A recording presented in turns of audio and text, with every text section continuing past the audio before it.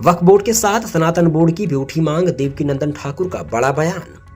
प्रसिद्ध कथावाचक देवकीनंदन ठाकुर ने जबलपुर में एक बड़ा बयान देते हुए कहा कि अगर देश में वक्फ बोर्ड बना रहेगा तो सनातन बोर्ड का भी निर्माण होना चाहिए। उन्होंने कहा कि वक्फ बोर्ड ने जितनी जमीन अपने अधिकार में ले रखी है उतनी ही जमीन सनातन बोर्ड को भी मिलनी चाहिए। उनका कहना है कि संसद और एयरपोर्ट जैसी जगहों की भी जमीनें अब वक्फ बोर्ड की मानी जा रही है और यदि हालात ऐसे ही रहे तो 10-12 साल बाद वक्फ बोर्ड पूरे देश पर अपना हक जताने की स्थिति में आ जाएगा। देवकीनंदन ठाकुर ने इस मुद्दे पर राजनीतिक दलों से स्पष्ट जवाब और समर्थन की मांग की है।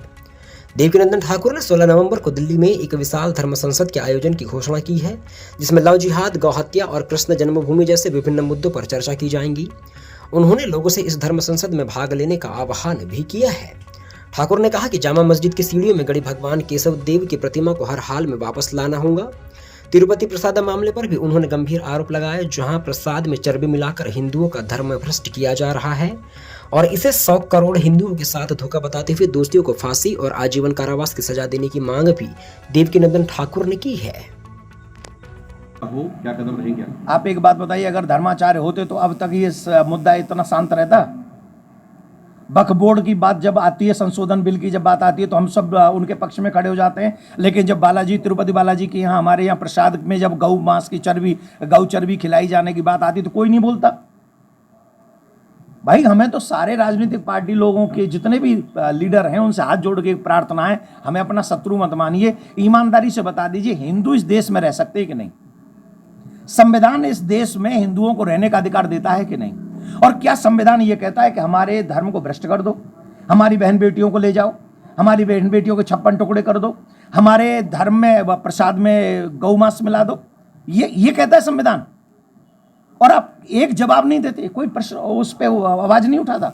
वक्फ बोर्ड कह रहा है कि सदन भी हमारी वक्फ बोर्ड की जमीन पे बनी है दिल्ली में, एयरपोर्ट भी वक्फ बोर्ड का है। और वो दिन दूर नहीं जब पूरा ही 10-12 साल रुक जाओ, वो कहेंगे पूरा देश वक्फ बोर्ड का है। और हम लोग मजे से कुर्सियों के लिए राजनीति कर रहे हैं। अरे कुर्सियों का विषय नहीं है, देश को सुरक्षित, संस्कृति को सुरक्षित, हमारी बहन बेटियों को सुरक्षित करने का विषय है, धर्म को बचाने का विषय है। और हम सबको एक स्वर में इस देश को बचाना चाहिए।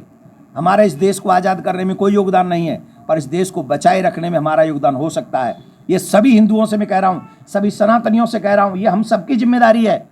आने वाली पीढ़ी को बचाना है, संस्कृति को बचाना है, धर्म को बचाना है, इस देश को बचाना है, तो हम सबको एक स्वर में उन लोगों को मुंह तोड़ जवाब देना पड़ेगा जो वक्फ बोर्ड के साथ तो खड़े होते हैं लेकिन सनातन बोर्ड की बात नहीं करते। हमें उनके साथ उनसे जवाब मांगना है।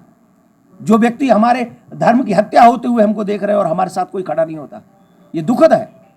हमें इसके लिए कदम उठाना है। और आप सब पत्रकार बंधुओं से भी निवेदन करूंगा, मेरी कोई कंपनी नहीं चलती, मेरे पास में कोई ऐसा नहीं है जिससे मैं आपका सपोर्ट मांग सकूं, लेकिन एक हिंदू होने के नाते मैं आप सबसे आशा करता हूं कि इस विषय को जितने दर्द के साथ मैं उठा रहा हूं उतने दर्द के साथ आप भी उठाइएगा।